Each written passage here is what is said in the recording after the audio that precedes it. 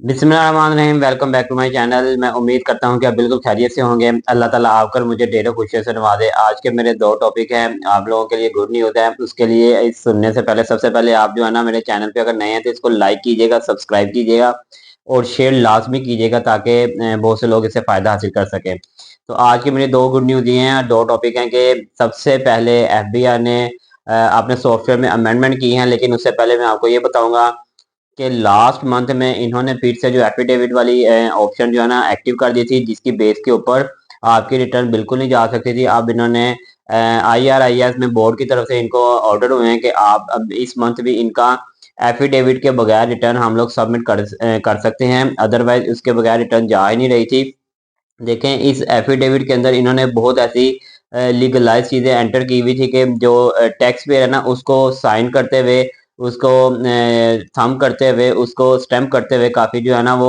डर भी रहा था और ये भी कह रहा था कि भाई इसके अंदर इन्होंने काफी लीगल चीजें ऐसी एंटर की हुई हैं कि जी आप एनी टाइम हमें अरेस्ट कर सकते हैं अगर हम कोई फेक फ्लाइंग या किसी किस्म की गलत इनवॉइसेस ऐड करें या करवाएं उससे, तो हम आप हमें एनी टाइम अरेस्ट कर सकते हैं। तो क्लाइंट इस चीज पे काफी जो है ना वो डरे हुए थे। वो कह रहे थे कि ये इससे बेटर तो यही है कि जनाब हम काम ही ना करें, हम आप सेल्स टैक्स पे रजिस्टर्ड ही ना हो, हम लोग टैक्स पेयर की लिस्ट में आए ना। तो ये बहुत से मैंने क्लाइंट को जो है ना फिर उनको जो है ना उनको गाइड किया, उनको समझाया कि इसके बगैर रिटर्न जाना नामुमकिन है और कल को हमें प्रॉब्लम हो सकती है, जिसकी वजह से फिर उन्होंने सब क्लाइंट अल्हम्दुलिल्लाह उन्होंने मुझे पॉजिटिव रिस्पॉन्स दिया, क्योंकि हम इस तरह का काम करते नहीं है ना फेक एंड फ्लाइंग इनवॉइसेस का। हमने हमने स्ट्रेट फॉरवर्ड काम करना होता है। हमारे पास ज़्यादा इम्पोर्टर हैं, लोकल परचेज वाले भी हैं, बट जो है ना इम्पोर्टर है, तो हम मैंने फिर सब क्लाइंट्स को उनको अच्छे से गाइड किया और अल्हम्दुलिल्लाह उन्होंने मुझे काफ़ी पॉजिटिव रिस्पॉन्स दिया और एफिडेविट को ना साइन स्टैम्प प्लस थंब करके उन्होंने जो है ना मुझे भिजवाया। बट इस मंथ में अल्हम्दुलिल्लाह ये ऐसा हुआ है कि एफबीआर की तरफ से ही एफिडेविट की अटैचमेंट के बगैर ही सेल्स टैक्स की रिटर्न आप लोगों की सबमिट होती जा रही है, जिसकी वजह से इस मंथ में तो ज़रूरत नहीं है, लेकिन अगले मंथ का पता नहीं है कि वो क्या करते हैं, फिर से उनकी ऑप्शन को ले आते हैं या उसके बगैर ही रिटर्न जाती है, अभी कुछ पता नहीं, क्योंकि एफबीआई कहता कुछ है करता कुछ है, क्योंकि कभी कभी वो अपने रूल्स में अमेंडमेंट कर देता है कि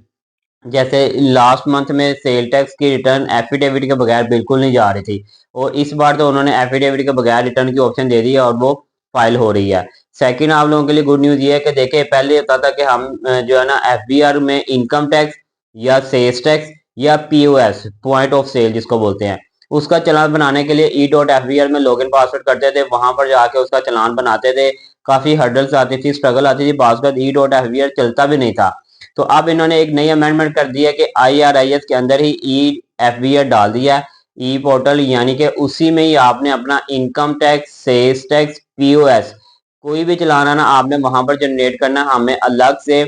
दूसरी वेबसाइट पे जाने की जरूरत नहीं पड़ेगी, हमें e dot F B R में जाने की जरूरत नहीं पड़ेगी, इधर ही हम आईआरआईएस के अंदर ही उन्होंने जो पोर्टल पे डाली है, हम वहां से ही आप लोगों का चालान जनरेट कर लेंगे और हमारे लिए भी आसानी हो गई है। और अगर कुछ लोग खुद करते हैं उनके लिए भी आसानी हो गई, या किसी कंपनीज में उन्होंने अपने अकाउंटेंट्स भिजवाए बैठाए होते हैं,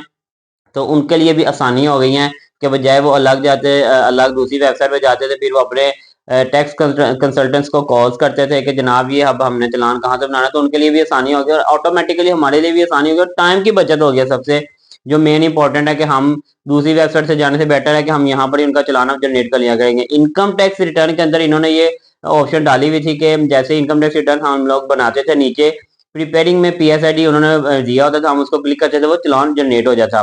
सेम एज इट इज इन्होंने सेल्स टैक्स में भी ये एक अच्छा स्टेप लिया है कि जो है ना टैक्स कंसल्टेंट है, जो भी रिटर्न फाइल करने वाले हैं, उनके लिए आसानियां हो गई हैं।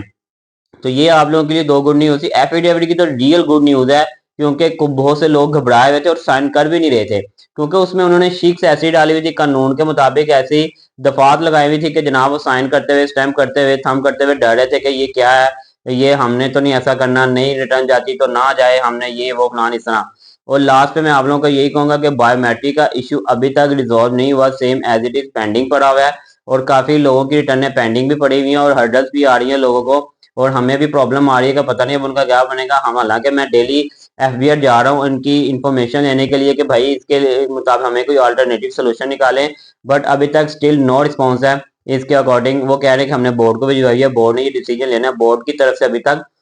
कोई पॉजिटिव रिस्पॉन्स नहीं आया। तो ये मेरी आज की वीडियो थी। उम्मीद है कि आपको काफ़ी कुछ सीखने को मिला होगा, और अगर कोई प्रॉब्लम आ रही होगी, अगर किसी किस्म का कोई क्वेश्चन है, तो नीचे मेरा नंबर मेंशन है, आप मुझे व्हाट्सअप कर दिया करें। मैं आपको एज सुन एज पॉसिबल जैसे ही